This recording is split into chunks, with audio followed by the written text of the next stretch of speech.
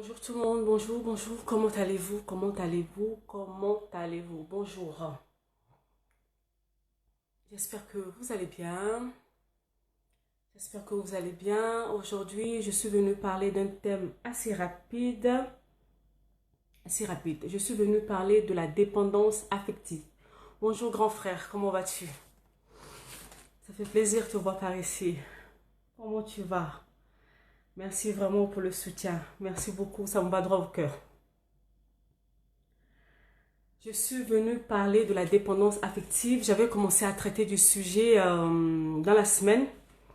Et le truc, c'est que quoi, avec mon travail, je reçois beaucoup de personnes avec cette même problématique qui revient assez souvent, la dépendance affective. C'est pas seulement un problème qui touche les femmes, ça touche aussi les hommes. C'est vrai que bon, c'est moi. Ça touche les hommes aussi, mais plus les femmes, cette histoire de dépendance affective. Et à chaque fois, on me pose la question, mais Noélie, comment je fais, comment on fait, comment on fait? Bah, le truc, c'est que comme je vous dis, déjà, bonjour. Bonjour tout le monde. S'il vous plaît, partagez cette vidéo. Partagez cette vidéo. Bonjour à une soeur, à une personne. Bon, bref, s'il te plaît, partage cette vidéo. Si c'est la première fois que tu me vois, qui je suis Noélie. La personne qui est cachée derrière cette page et qui écrit tout le temps, c'est moi. Je m'appelle Noélie. Je suis auteure, conférencière et conseillère en relations d'aide. Et là, au fait, je viens avec ma casquette de relations d'aide pour parler de la dépendance affective. Un fléau qui touche notre génération.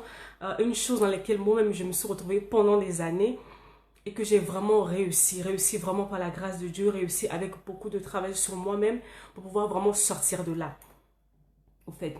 Donc, je reviens à mon sujet. Beaucoup me disent, mais Noélie, comment je fais, comment je fais? Tu sais, quand j'écris les posts, c'est pour te donner juste des pistes de travail. Les posts que j'écris n'ont pas vocation à changer automatiquement dans ta vie, au fait. C'est pas ça. Et c'est ce que beaucoup ne comprennent pas. Le fait de liker un post, le fait de...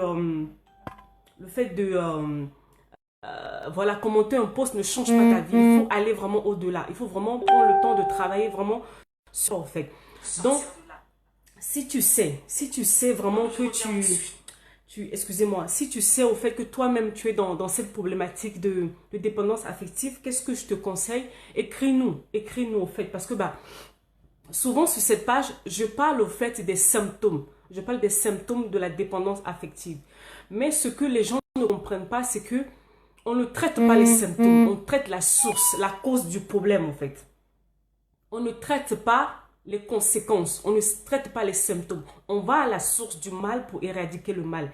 Et quand quelqu'un souffre, en fait, quand quelqu'un a un problème de dépendance, ce n'est pas le fait de lui dire ne fais pas ci, ne fais pas ça, ne fais pas ça. Non, il faut vraiment prendre le temps de remonter dans l'histoire de la personne. Une personne qui a un problème de dépendance affective, il faut prendre le temps avec la personne pour remonter dans l'histoire de la personne pour savoir à quel moment les choses ont basculé. Si on ne met pas le doigt sur le nœud de ton problème, ça va être difficile au fait. Ça va être difficile de pouvoir vraiment arranger ce problème comme il faut.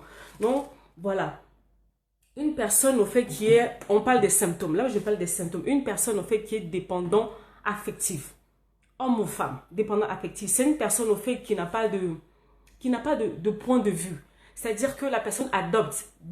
Quand tu vas à gauche, si on dit à gauche, la personne va à gauche. Si on dit on va à droite, la personne va à droite. Donc, c'est-à-dire que la personne n'a aucune conviction personnelle. Donc, la personne est ballottée par-ci, par-là. Donc, le truc, c'est que la personne a tellement besoin d'appartenir à un groupe. La personne a tellement besoin de se faire aimer, de se faire accepter que la personne adopte, au fait, toutes les idées. Tout ce qu'on lui dit, la personne prend. Donc, manque de personnalité. Un signe numéro 1 d'une personne qui est dans une dépendance affective. C'est quoi la dépendance affective? C'est ce que je suis en train vraiment d'expliquer. Une personne, comment reconnaître une personne dépendante affective? C'est une personne au fait qui n'a pas de conviction personnelle, qui va partout, qui adopte au fait les idées, les pensées de tout le monde. Par ici, il y va, par ici, il y va, par ici, tout. Tout parce que la personne a un vide en elle. La dépendance affective, ça vient d'où? Ça vient souvent de notre histoire. Depuis qu'on est petit, les psychologues disent que la personnalité d'un enfant se construit entre 0 et 7 ans. Donc, les choses qui se produisent dans ce laps de temps, en fait, marquent l'enfant. Un enfant qui a été rejeté, que ce soit vraiment peu importe, au fait, pourquoi la personne a été rejetée, ce vide reste là. Un enfant qui a été abandonné, ce vide reste. Un enfant qui n'a pas été voulu, à qui on répète toujours, non, tu as été un accident. Ce vide, cette blessure reste à l'intérieur.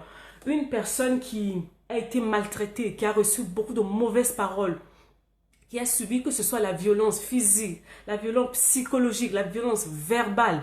Ce sont des personnes au fait qui ont des blessures, qui ont des cicatrices en eux. Et qu'est-ce qui se passe quand l'enfant grandit? L'enfant grandit, tellement on l'a dénigré, tellement on l'a minimisé, tellement on l'a cassé dans son enfance. Au fait, cet enfant, qu'est-ce qu'il va faire maintenant quand il va grandir? Il va tout faire. Il va tout faire pour appartenir à un groupe. Il va tout faire pour se faire aimer. Il va tout faire voilà, pour pouvoir exister au fait. C'est là vient le problème au fait. Souvent, quand tu as du mal au fait à tenir, à rester dans une relation, que ce soit une relation amoureuse, que ce soit dans l'amitié, quel genre de personne es-tu? Tu es tout le temps en fait en train de courir. Comme je dis, l'une des caractéristiques au fait d'une personne qui est dépendante affective, c'est une personne qui n'a pas de personnalité. Donc tu adoptes la vision, tu adoptes au fait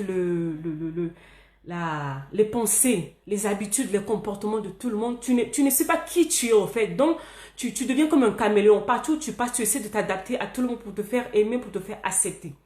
Ça, c'est l'une des caractéristiques d'une personne qui souffre d'une dépendance affective. Après, il y a une deuxième chose. Se sentir obligé de satisfaire les demandes et les besoins d'autrui. C'est le genre de personne qui se plie en 1000 morceaux. Même si la personne n'a pas envie de faire la chose, même si les choses qu'on te demande de faire va à l'encontre de tes valeurs intérieures, de tes valeurs personnelles, mais tellement tu as ce vide en toi, tu as ce manque d'amour, tu as besoin tellement de te faire aimer, de te faire accepter, de te faire approuver, de te faire vraiment valoir par les autres. Tu fais les choses. Tu fais les choses. C'est comme ça qu'on voit on voit les femmes, les hommes qui rentrent dans des relations. La personne s'oublie lui-même, mais fait tout pour faire plaisir à l'autre personne en face. Fait tout. Que ce soit dans l'amour, que ce soit en amitié, on voit ça souvent. La personne se plie en 1000 morceaux pour faire plaisir aux autres, pour être à la disposition des autres, pensant que plus j'en fais, plus je vais être accepté. Alors que non, plus tu en fais, plus tu seras méprisé parce que ces personnes en face, au fait, ils se sont rendus compte que non, tu n'as pas de personnalité. Donc, ils misent sur ça. Ils font ça, ils vont miser sur ça pour te faire tout et n'importe quoi. Ce qui fait que tu es dans une relation où tu es méprisé, où tu es vraiment piétiné, tu es maltraité, mais tu restes là-dedans en espérant que plus je vais faire, plus je vais essayer de me conformer à cette personne. Peut-être que cette personne va m'aimer, peut-être que cette personne va m'abandonner. Qu'est-ce qui se passe? C'est que toi, l'enfant en toi qui a été abandonné, il y a quelques années en arrière, il y a l'enfant en toi qui a été rejeté, l'enfant en toi qui a été humilié. Cet enfant a gardé cette blessure et veut tout faire, tout faire. Souvent, quand les personnes viennent avec moi dans mon travail de restauration intérieure, je leur dis souvent, on ne traite pas l'adulte, on traite l'enfant en toi qui a été blessé. On ne traite pas l'adulte que tu es devenu, non, on traite l'enfant qui a été blessé d'une manière ou d'une autre. Donc, c'est pour souvent, je vous dis, quand je fais mes posts, ils n'ont pas vocation à te changer. Mes posts, ils ont vocation à te mettre sur la piste de travail pour pouvoir vraiment reprendre ta vie en main, pour pouvoir vraiment faire les choses correctement. Et beaucoup, ce que je vois, c'est que beaucoup n'aiment pas affronter leur histoire. Tu ne peux pas traiter ton état. Tu ne peux pas vraiment changer les choses actuellement dans ta vie si tu n'as pas le courage au fait d'affronter ton histoire. Parce que la plupart de nos comportements, de nos habitudes, de toutes ces choses que nous faisons proviennent de notre histoire. À un moment donné de ton histoire, il s'est produit quelque chose. Et ça a créé quelque chose en toi. Et ça a modifié ton comportement. Mais si on ne repart pas à la source de ce qui s'est passé, on repart à la source. C'est à ce niveau-là, en fait, qu'on modifie, qu'on va aller remodifier les choses. On va aller retravailler pour remettre les choses en place comme ça a été avant. Je dis à une personne qui a des blessures intérieures, c'est une personne qui a été déformée par les circonstances de la vie. Et vraiment, pour revenir à l'état initial, il faut guérir. Et guérir signifie que non, il faut affronter ton histoire, il faut remonter dans ton histoire. Je donne encore une autre caractéristique d'une personne qui souffre d'une dépendance affective. Avoir du mal à démarrer les projets ou faire les choses par toi-même. Et ça, je vois ça. Personnellement, moi-même, j'en ai souffert pendant des années parce que bon, je suis née, j'ai grandi dans une famille assez particulière qui fait que j'avais pas de mots, j'avais pas de paroles. On exigeait tout de toi, en fait. Donc, c'est-à-dire, tu te tais, tu subis, tu te tais. C'est comme ça, en fait. Cherche pas à comprendre. Une, un enfant qui a grandi dans cette atmosphère dans laquelle on ne l'a pas laissé s'exprimer, devenir la personne qu'elle doit devenir, cet enfant, quand il grandit, qu'est-ce qui se passe? L'enfant est déformé. Donc, il y a cette peur qui est dans la personne.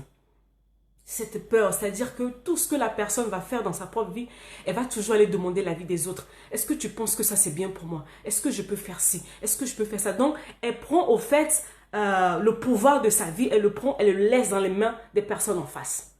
Tu prends le pouvoir de ta vie, tu les mets dans les mains des autres personnes en allant toujours vers eux. Qu'est-ce que tu penses de ça? Est-ce que je peux faire ceci? Est-ce que je peux? Est-ce que je peux? Est-ce que je peux? Et ça, c'est dangereux. C'est comme ça que si tu tombes sur de mauvaises personnes, parce que qu'est-ce qui se passe? Souvent, les gens qui sont autour de nous, au fait, ils sentent au fait ce déséquilibre émotionnel en nous. Ils le sentent par notre manière d'être, par notre manière de parler, par notre manière d'agir. Dans tous nos réflexes, ça se voit. Une personne qui est émotionnellement instable, il suffit juste de parler avec la personne, entendre le genre de parole que la personne. Il suffit juste au fait de voir comment la personne fonctionne, son système de pensée, tu sais que non, cette personne est manipulable ou pas. C'est ça en fait, tu ne peux pas prendre les rênes de ta vie, les mettre dans les mains d'une personne pour dire est-ce que je peux, est-ce que je peux, est-ce que je peux, est-ce que je peux.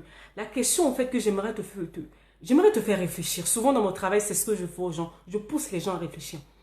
Pourquoi je me comporte comme ça? Pourquoi j'ai toujours besoin de l'approbation des autres? Pourquoi je dois toujours demander l'avis des autres pour ma propre vie? Pourquoi je dois toujours attendre l'aval des autres personnes pour faire les choses que je dois faire dans ma vie? Pourquoi je n'essaie pas de monter un projet, de faire les choses par moi-même? Pourquoi j'ai toujours besoin d'être entouré de personnes? Pourquoi je n'aime pas ma propre compagnie? Pourquoi je n'aime pas la solitude? Pourquoi? C'est le genre de questions, en fait, que tu te poses, qui te met, au fait, vis-à-vis de toi-même, de remettre en question et de prendre vraiment, de prendre conscience de ton état, parce que le changement, au fait, commence par la prise de conscience. Quand tu prends conscience de ton état, c'est à partir de là, au fait, que tu peux faire les choses pour pouvoir modifier.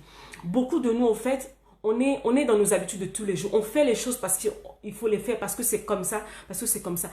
Mais tu vois que depuis des années, tu fonctionnes de la même manière, tu fais les mêmes choses. Les choses ne changent pas dans ta vie, mais tu continues quand même. Tu continues à faire les mêmes choses. C'est-à-dire que non, tu traînes avec les mêmes amis depuis des années. Ces amis, ils te parlent mal, ils te maltraitent, ils te traitent mal, ils te manipulent, ils te mentent, ils te méprisent. Mais tu es toujours derrière eux, tu es toujours avec eux. Pourquoi? À un moment donné, pose-toi la question, mais qu'est-ce qui ne va pas avec moi? Pourquoi, malgré que je souffre dans cette relation, malgré que je ne suis pas traitée à ma juste valeur, pourquoi je reste là? Qu'est-ce qui ne va pas, au fait? À chaque fois que une personne vient me voir pour me dire, oui, Noélie, on m'a fait ci, on m'a fait ça, on m'a fait ça, je pose d'abord la question à la personne. Et toi, comment te comportes-tu vis-à-vis de cette personne? Parce que je me suis rendu compte d'une chose que moi-même j'ai expérimenté. Je me suis rendu compte qu'en fait, les gens te traitent de la manière dont tu leur permets de te traiter. Les gens te traiteront dans la vie de la manière dont tu leur as permis de te traiter. Si tu laisses tout faire dans ta vie, si les gens, ils ont un mot sur tout dans ta vie, si les gens, ils ont le droit de commander ta vie, si les gens, ils doivent te dire comment tu dois t'habiller, ce que tu dois manger, comment tu dois éduquer tes enfants, quel genre de travail tu dois faire, ce que tu dois dire, ce que tu n'as pas à dire, ça veut dire qu'à un moment donné, c'est toi qui leur as permis, au fait. Parce que si tu ne leur permettais pas, ils n'oseraient pas. Ils n'oseraient pas, au fait. Ils n'oseraient même pas, au fait, se permettre de faire ce genre de choses dans ta vie. Donc, à un moment donné, avant de vouloir commencer à accuser les autres personnes, pourquoi ils me traitent comme ça, pourquoi ils me traitent ceci, pourquoi ils font ça, j'aimerais, au fait, que tu te regardes en face pour te dire, mais qu'est-ce qui est en moi? Qu'est-ce qui est en moi, au fait, qui donne, au fait, cette opportunité, qui donne, au fait, cette ouverture à cette personne de me traiter comme je le fais? Qu'est-ce qui est en moi? Ça, ce n'est que, là, je parle que dans les relations amicales. Et le truc le plus grave maintenant, c'est dans les relations amoureuses. Ah, ça. Là où mes soeurs, elles me donnent mal à la tête. Elles me donnent mal à la tête. Elles sont dans des relations toxiques. toxiques, toxiques, toxiques. Elles vont de relation en relation. Elles laissent telle personne. Elles vont dans l'autre. Elles laissent cette personne. Elles vont dans l'autre. À un moment donné, assieds-toi. Assieds-toi. Parce que toi, ton problème, c'est que tu dis non. Pour dire non, tous les hommes sont mauvais ou toutes les femmes sont mauvaises. Ok, ok. Oui, il y a des gens qui ne sont pas corrects dans ce monde. Je n'en disconviens pas. Mais à un moment donné, si la chose revient une fois, deux fois, trois fois, à un moment donné, tu ne peux plus toujours accuser les autres. À un moment donné, il faut te regarder en face. Bonjour Marie-Thérèse, comment ça va? Il faut te regarder en face. C'est ça au fait que souvent nous avons du mal à faire. Se regarder en face. Se regarder en face. C'est ce que nous avons réellement du mal à faire. Tu vas de relation en relation. Avec Franck, ça ne marche pas. Tu laisses Franck. Tu vas chez Frédéric. Tu laisses Frédéric. Tu vas chez Manu. Tu tournes, tu tournes, tu tournes. Ils sont mauvais, ils sont mauvais, ils sont mauvais. Mais toi-même, si les gens te traitent mal, ça veut dire que non, tu leur permets de te... Je pèse mes mots. Si les gens te traitent mal, c'est parce que tu leur permets de te traiter mal. Une personne qui connaît sa valeur, une personne qui a une bonne estime de lui-même, il y a des choses que tu ne permettras jamais aux gens de faire dans ta vie. Jamais. Pourquoi tu vas, à un moment donné, au lieu de vouloir toujours courir dans les relations, il faut qu'on m'aime, il faut qu'on m'aime, il faut qu'on m'aime, j'ai peur de la solitude, je n'aime pas rester seule. Pose-toi d'abord la question, pourquoi je n'arrive pas à rester seule? Parce que la vérité, c'est que quoi? Même si tu cours de relation en relation, en fait, ce vide qui est à l'intérieur de toi, que tu cherches à combler coûte que coûte par les relations. Personne, au fait, dans ces relations, que ce soit en homme ou en femme, ne viendra remplacer ce vide qui est à l'intérieur de toi. Personne, à part ton créateur. Personne ne peut combler ce vide. Si tu as été un enfant, tu as grandi, tu as été rejeté. Peut-être que non, ta maman devait avorter. Mais que non, que tu es là. Tu as toujours été rejeté par ta famille. Tu as été humilié dans ta famille.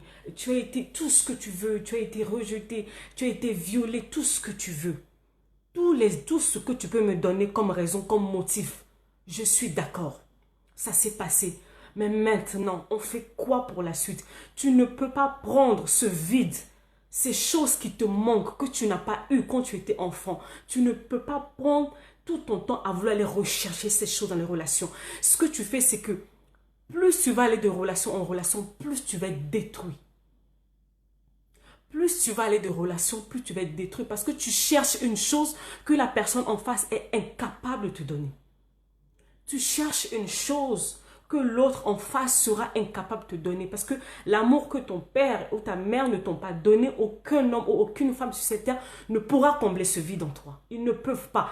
Ils ne le peuvent pas. J'ai essayé pendant des années, j'ai fatigué mon mari. Moi, je suis une femme. J'ai épuisé mon mari. Parce que il y avait des besoins en moi, il y avait un vide qui était en moi, il y avait des choses que je n'ai pas reçues. Dans ma tête, je me disais, si je me mariais, lui, il va faire ça. Non!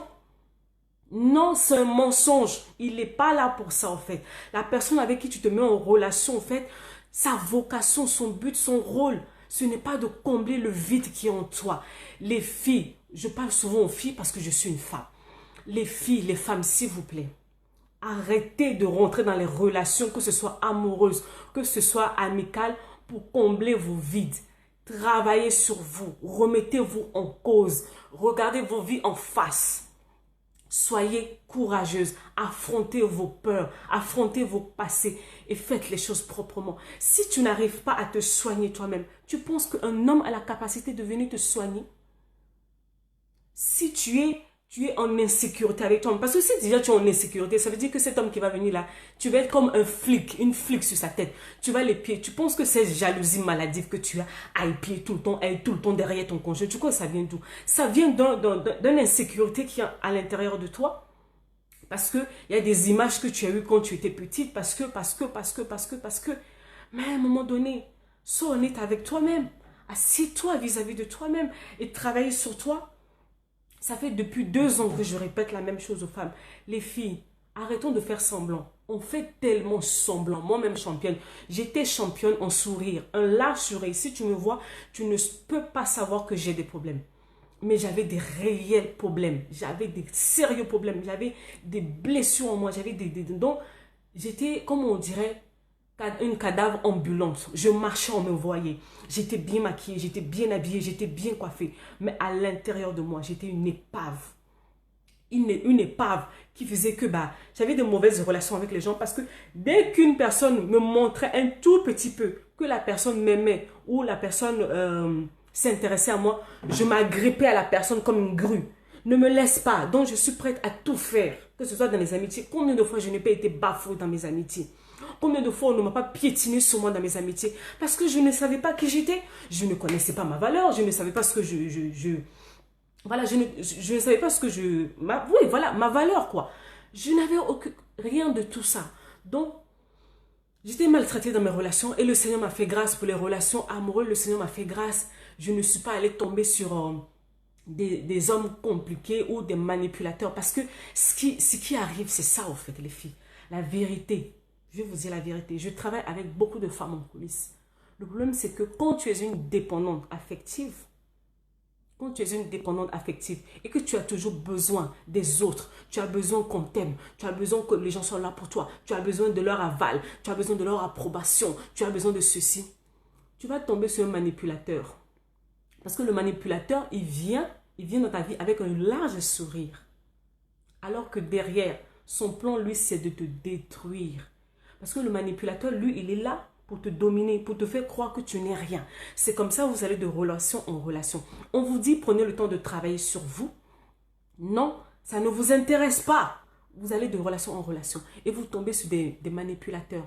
Ils viennent encore te détruire, ils viennent encore casser. Déjà, tu es cassé. Tu prends encore un manipulateur qui vient encore te casser encore. Tu réussis à sortir de là. Au lieu de t'asseoir, de travailler sur toi, non. Tu vas chercher encore une autre personne qui va venir encore te casser. Et de plus en plus. Après un jour, tu deviens aigri. Oh non, les gens sont mauvais. Non, les gens ne sont pas mauvais. Les gens ne sont pas mauvais. C'est toi-même le premier sorcier de ta propre vie. C'est ça que les gens n'aiment pas entendre. Moi, je ne vais pas arrêter de le dire. Vous êtes les premiers sorciers de votre vie. Travaillez sur vous. Quand Dieu t'a envoyé dans ce monde, Dieu t'a envoyé avec une identité, avec une estime de soi. Dieu t'a donné une valeur. Et ta valeur, au fait, ne dépend pas de ce que les hommes te disent. Parce que si ta valeur dépend de ce que les hommes te disent, à chaque fois que les hommes te diront de mauvaises paroles, tu seras cassé. La dernière fois, je parlais avec une jeune fille où j'ai eu mal au cœur. Une jeune fille. Elle a fait des grandes études. Et puis pas n'importe quelles études. Dans chimie, physique, chimie. Donc le truc que moi-même, je n'ai pas fait. Mais à cause des mots, parce qu'elle a une mauvaise estime d'elle-même. Et à cause des mauvaises paroles que ses professeurs ont commencé à lui sortir, elle a douté d'elle. Elle a abandonné ses études et n'est pas allée jusqu'au bout. Tu n'as aucune idée au fait de ce qu'une mauvaise estime de soi, d'une dépendance affective peut créer dans ta vie. Les filles, l'estime de soi. Quand je parle de l'estime de soi, je ne parle pas d'arrogance. Non, je parle de connaître ta valeur, de savoir qui tu es.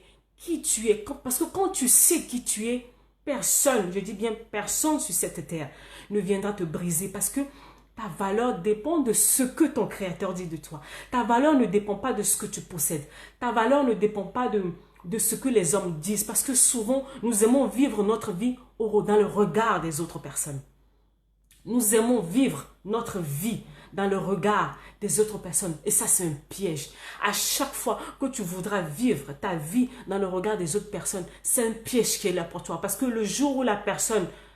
Parce que tu donnes, en mettant ta vie dans le regard d'une autre personne, tu donnes le pouvoir sur cette personne de pouvoir diriger ta vie. Alors que la seule personne qui a le droit de diriger ta vie, c'est Dieu. Aujourd'hui, tu ne connais pas ta valeur. Un homme va venir te dire, regarde-moi celle-là, bête comme tu es. Et puis toi aussi, tu vas croire. Oh non, et puis l'homme qui va venir ici va commencer à te mépriser. Oh, tu ne seras rien. Oh, tu ne vaux rien. Oh, regarde-moi celle-ci. Oh, regarde-moi celle. Et puis toi aussi, tu vas croire. Parce que quoi? Tu ne sais pas qui tu es. Tu ne sais pas qui tu es.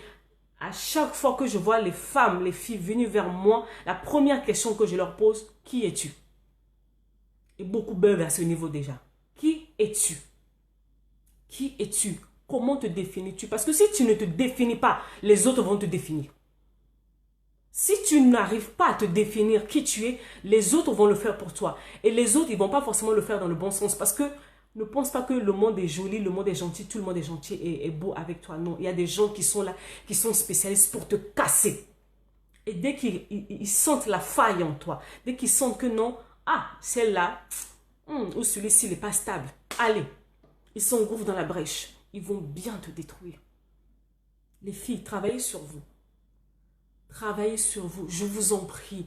Là, on parle parce que quand vous travaillez sur vous, là, je parle que ce soit aux femmes ou aux hommes. Quand tu travailles sur toi, c'est comme si tu cassais un cycle, au fait. Parce que une maman, une femme ou un homme instable produira aussi des enfants instables.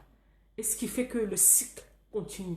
Il faut qu'à un moment donné, toi et moi, qu'on devienne assez courageux, courageuse pour dire non, on brise le cycle.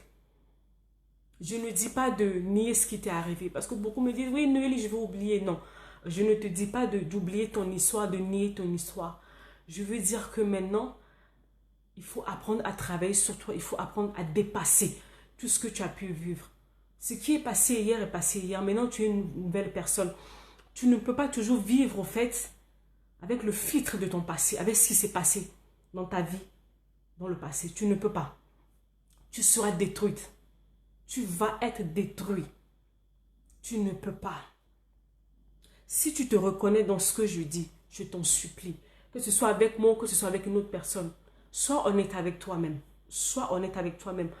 La dernière fois, il y avait une jeune fille qui m'embrouillait sur la page. Je lui dis, mais au-delà de tes habits, de tes costumes, de tout ce que tu mets là qu'on voit, qui es-tu à l'intérieur de toi? À l'intérieur de toi, qu'est-ce qu'il y a réellement en fait? Qu'est-ce qu'il y a réellement? Dis-nous, qu'est-ce qu'il y a réellement à l'intérieur de toi? Et beaucoup, au fait, il n'y a pas grand-chose. Il y a beaucoup d'amertume, il y a beaucoup de colère, beaucoup de ressentiment, beaucoup de non-pardon, beaucoup de mauvaises choses. Et tu ne peux pas construire ta vie sur cela. Tu ne peux pas construire ta vie sur cela. Sors de la dépendance, s'il te plaît. Ce n'est pas une bonne chose pour ta vie. Ça va te détruire. Ça te détruit déjà, au fait. Ça te détruit. Donc, travaille maintenant sur toi pour aller de l'avant. Mais mettre un j'aime, mettre un commentaire sur un post ne change pas ta vie. On dit aux personnes de travailler sur vous. Beaucoup viennent nous voir. Oui, mais Noélie, comment il faut faire machin? Non. Investissez sur vous. Vous investissez sur beaucoup de choses. Beaucoup de choses. Dans les habits, dans les chaussures, dans les sacs, dans les costumes, tout ce que vous voulez. Vous investissez beaucoup dans le matériel. Mais quand on parle de votre personne, de votre intérieur, de la personne que vous êtes, quand on vous dit d'investir sur ça, là, il n'y a plus personne. Là, c'est la fuite en avant, il n'y a plus personne. Alors que non, ton vrai toi, c'est ce qui est à l'intérieur. Ton vrai toi, ce n'est pas ce que je vois. Tout ça, là, ce que tu vois là, c'est l'apparence. C'est juste l'apparence. Avec mon apparence, je peux te faire croire ce que je veux. Mais à l'intérieur, tu ne sais pas ce qu'il y a à l'intérieur. C'est comme ça qu'on a beaucoup je sais, mais c'est quoi le terme? Beaucoup d'épaves, au fait. Épaves, des épaves. À l'extérieur, il y a des choses, mais à l'intérieur, il n'y a plus rien. Il n'y a rien, il n'y a rien, rien, rien. Ils sont cassés, vidés, laminés par les circonstances de la vie, par les choses qu'ils ont pu vivre. Mais tu peux faire le choix, au fait, de faire les choses autrement. Tu peux faire le choix de faire les choses autrement. Parce que qu'est-ce qui se passe? Si tu ne renverses pas la tendance de ce que tu as vécu, tu risques de reproduire la même chose. Si tu ne travailles pas sur toi pour renverser la tendance de ce que tu as vécu, tu risques de reproduire la même chose dans ta propre vie. Ce n'est pas une prophétie, c'est comme ça que ça marche. Tu risques de reproduire la même chose parce que c'est ce que tu as toujours connu. À un moment donné, au fait, il faut un shift. Il faut un renouvellement de l'intelligence. Il faut apprendre à réfléchir autrement. Il faut apprendre à faire les choses autrement. C'est le travail que moi je fais. C'est le travail que je fais au quotidien, en fait, que ce soit avec les hommes ou les femmes. Et je voulais vraiment revenir sur ce sujet capital parce que ça me revient beaucoup, beaucoup dans mon inbox, sur mon WhatsApp. Noélie, Noélie, Noélie, Noélie, la dépendance, la dépendance. Quand tu parles avec la personne, à un moment donné, on arrive à ce point crucial. La dépendance affective, ça se soigne, la dépendance affective. Arrête de mettre ta vie dans les mains des gens. Et pour pouvoir travailler sur cette histoire de dépendance affective, il faut remonter dans ton histoire. Il faut remonter dans ton histoire. C'est là où on aura les clés qu'il faut, en fait, pour changer la donne. Pour changer la donne. Donc voilà ce que je voulais te dire vraiment aujourd'hui. Comme je dis, les inscriptions en fait pour la formation sur le mariage aussi continue. Dans cette formation, on va parler de cette histoire au fait de dépendance au fait dans le mariage. Parce que bah oui, beaucoup de filles, parce que dans le groupe là des personnes de la préparation au mariage, je vais beaucoup parler aux femmes. Beaucoup de filles se marient parce que bah, elles veulent être aimées, elles sont à la recherche de leur papa, elles sont à la recherche de leur père au fait. Au fait, elles ne cherchent pas un mari, elles sont en train de chercher le père qu'elles n'ont pas eu. Elles ne vont pas l'avouer. Mais en réalité, elles cherchent le père qu'elles n'ont pas eu ou la relation qu'elles n'ont pas eu avec leur papa. Et ça crée au fait un déséquilibre dans le couple parce que ton mari, ton futur mari, il n'a pas vocation à remplir le rôle de ton père. Ce n'est pas son boulot. Les inscriptions sont toujours ouvertes. On va définir c'est quoi le mariage. On va définir c'est quoi une aide semblable parce que bah, beaucoup de mes sœurs veulent se marier, mais elles ne savent pas c'est quoi leur rôle au fait, dans le mariage, là où elles vont. Là où elles vont aller, elles ne savent pas qu'est-ce qu'elles vont aller faire là-bas. C'est dangereux quand même de vouloir une chose, mais tu ne sais pas ce que tu vas aller faire là-bas. C'est dangereux. On va parler de l'aide semblable. C'est quoi? Les rôles,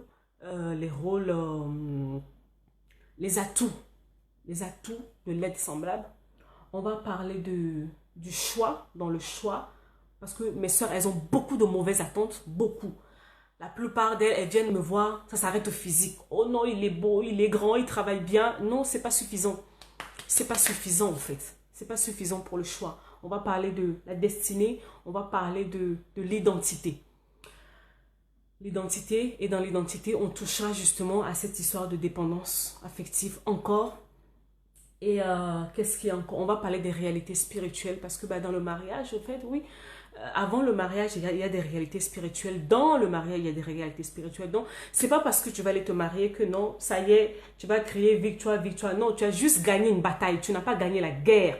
Tu as juste remporté une manche. Tu n'as pas encore remporté la guerre. Donc, oh non, j'ai gagné, j'ai gagné, j'ai gagné. Non, non, non, tu n'as rien gagné. C'est maintenant que la guerre commence.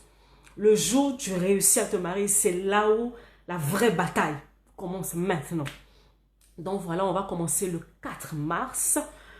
Les inscriptions sont toujours ouvertes. Donc écris-moi en privé, que ce soit pour la formation pour le mariage ou que ce soit pour cette histoire de dépendance, parce que bah, je fais 2 formations sur les blessures intérieures et sur le mariage. Écris-moi ce qui est sur 2019, s'il te plaît. Décide de travailler sur toi. C'est très important. Il faut que tu travailles sur toi, c'est capital pour toi, pour ta descendance. Parce que souvent, en fait, on pense que notre vie s'arrête à nous. Non. Les choses que nous faisons vont au-delà de notre personne. Ça retombe. Ça retombe, au fait, sur les générations à venir. Il y avait des choses que moi, j'ai vécues dans la vie. Je me suis dit que non, ça y est, c'est fini, c'est passé. C'est quand je suis devenue maman que ces choses m'ont rattrapée. Ces choses m'ont rattrapée. Je me suis dit, ah tiens, je pensais que toutes ces choses sont passées. Non, non, non, en fait, c'était pas passé. C'est pas passé. Et je me devais de travailler sur moi pour ne pas montrer cet exemple, pour ne pas reproduire les mêmes choses sur mes enfants. Parce que oui, c'est vrai que j'ai l'air jeune, mais je suis maman de 3 enfants. 3 enfants. Donc voilà, je me devais de devenir un exemple pour mes enfants. Et tous les jours, je me bats pour être un exemple pour eux. Je me bats, je travaille sur moi au quotidien pour être un exemple pour ces enfants-là. Pour que ces enfants-là se disent que non, malgré tout ce que maman elle a pu vivre dans la vie, maman elle a appris à faire les choses autrement. Je veux avoir une nouvelle génération d'enfants qui sont équilibrés. Et pour avoir des enfants équilibrés, il nous faut des parents équilibrés. Donc c'est pour ça il est important, peu importe ton âge, il est important que tu puisses travailler sur toi. Parce que les choses que tu négliges maintenant, parce que tu te dis que tu es jeune, ça ne finira pas à te rattraper. Je sais de quoi je te parle, sans prophétie, je suis passée par là. Ça va te rattraper. Ça te rattrapera. Ne vis pas ta vie au brouillon. Prends-toi en main. J'ai dit 2019, prends ta vie en main. 2019, tu n'as pas le temps de t'occuper des autres. Occupe-toi de ta vie. Construis ta vie. Construis ta vie. Bâtis ta vie. Deviens la meilleure version de toi-même. Tu n'as pas le temps de... Oh, l'autre a dit, l'autre a fait, on m'a fait, on m'a fait. Bâtis ta vie. Construis-toi. Dieu attend tellement de choses de toi.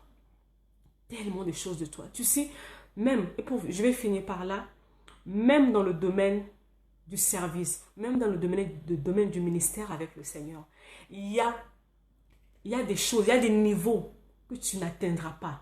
Parce que Dieu voit que non, il y a des failles dans ton cœur, il y a des failles dans ton âme. Il sait que s'il te met à cette place, tu vas faire des dégâts. Tu as les promesses qui sont là. Tu as toutes les prophéties, tu as tout reçu. Mais tu ne vois pas la manifestation. Il y a des choses en toi que tu dois encore travailler, que tu ne veux pas. Parce que c'est difficile. Mais Dieu, il t'attend. Dieu, il croise les bras. Il t'attend. Quand tu vas décider de travailler sur toi, il va se dire, yes, c'est bon. Mon fils et ma fille est prête pour la prochaine dimension. Travaille sur toi. Là, mon téléphone commence à décharger. Donc, je vais vous laisser. Je ne sais pas si quelqu'un a une question. Est-ce que quelqu'un a une question? Qu'est-ce que quelqu'un a une question? Est-ce que quelqu'un a une question? Oui, non, oui, non. Est-ce que quelqu'un a une question?